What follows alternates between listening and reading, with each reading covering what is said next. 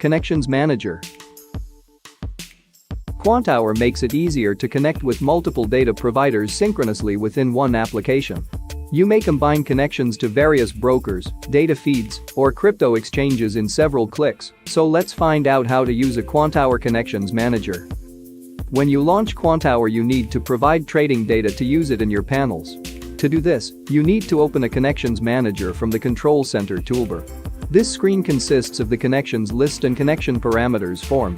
You can search by typing the connection name in the search field. Let's connect to Binance in info mode.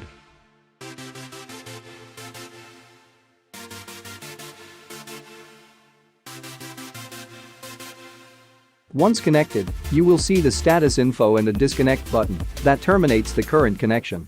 Take a look at the left side. You may have noticed that there is a recent connections group that appeared with a Binance in it. This group holds the last 5 vendors that you've connected recently. Another useful feature is a favorite connection. Each vendor has a star icon once you hover it over. Click this icon to make it appear on a Control Center toolbar, allowing quicker access and status monitoring when you close the Connections Manager. Some vendors support multiple accounts operations. You may notice a plus icon when hovering over them. By clicking this icon, you duplicate the current connection and now can use several accounts with it simultaneously. You may also delete clones using the context menu on them.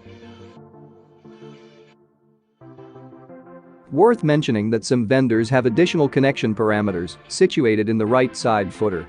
For example, we disabled the user trades history loading for Binance by default in order to reduce the data traffic consumption, but you can enable it by your need. Thanks for your attention and have a good and profitable trading.